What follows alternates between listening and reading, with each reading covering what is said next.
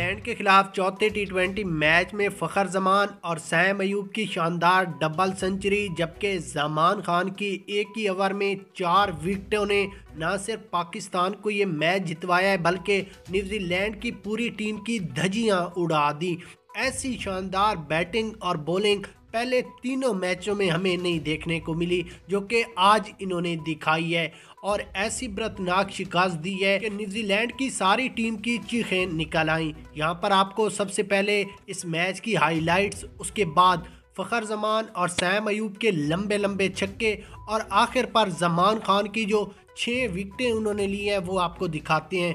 उससे पहले आपने इस वीडियो को लाइक करना है, चैनल को सब्सक्राइब करना है और कमेंट सेक्शन में अपनी राय देनी है कि पाकिस्तान की ये जीत आपको कैसी लगी है, क्योंकि पाकिस्तान सीरीज़ तो हार गया लेकिन आज वाले मैच ने वो सीरीज़ का गम ही भुला दिया। अगर मैच की हाइलाइट्स पर नज़र डालें, न्यूजीलैंड ने पहले बैटिंग करते हुए 20 ओवरों में 234 रन का टारगेट दिया और 8 खिलाड़ी उनके आउट हुए, जिसमें जमान खान ने 6 खिलाड़ियों को आउट किया जबकि शाहीन और हारिस ने एक एक विकेट हासिल की। उसके बाद अगर पाकिस्तान टीम की बैटिंग लाइन की बात करें तो पाकिस्तान ने 19 ओवरों में 234 रन का टारगेट कंप्लीट किया, जिसमें सैम अयूब और फ़खर जमान ने 190 रन की शानदार पार्टनरशिप लगाई और पाकिस्तान को ये हारा हुआ मैच जितवाया है। और पाकिस्तान के 3 खिलाड़ी आउट हुए और ये पाकिस्तान ने आसानी के साथ मैच जीता।